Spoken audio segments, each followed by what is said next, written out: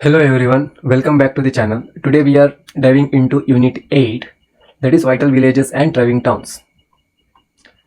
Now, thousands of years ago, life in India began to change. That is, people were discovering new tools and new techniques and new ways to life.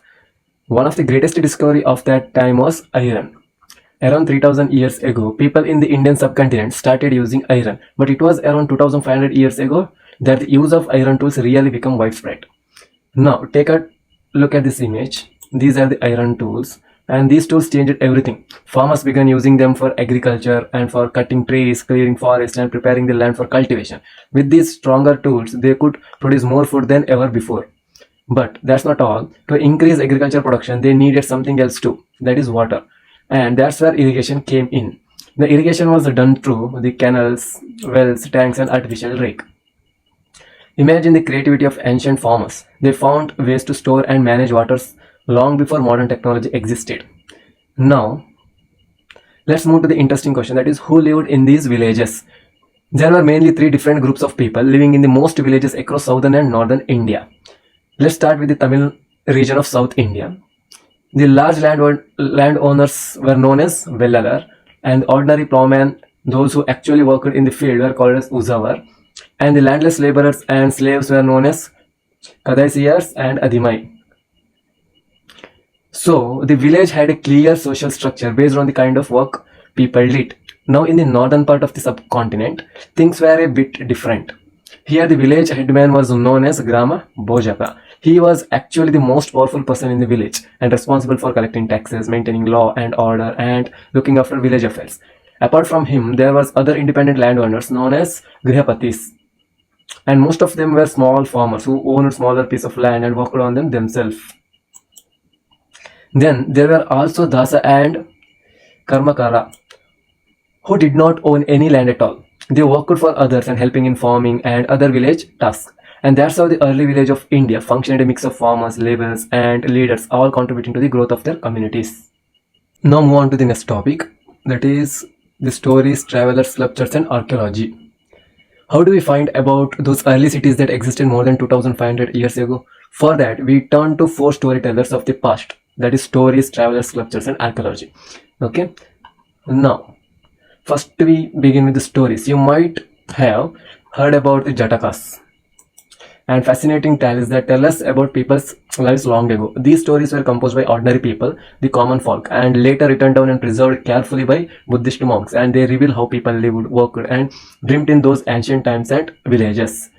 And there is one story here, but since it's not needed for UPSC, so we will skip it. Now, let's move to the sculptures. The artists of that time carved beautiful scenes on stone and scenes of everyday life, and look closely at them and you will see people in the towns, villages, forests, and markets. And these sculptures silently tell us how early Indian society looked, and the clothes they wore and tools they used and the world they built. Many of the cities that developed more than 2500 years ago, actually the capitals of Mahajanapadas, the great kingdoms you studied in chapter 5. And when archaeologists explored these cities, they found something fascinating, that is rows of houses, streets, pottery, and even ring wells. And these ring wells were used as toilets, drainage pits, and garbage dumps, early signs of urban planning and sanitation. Now,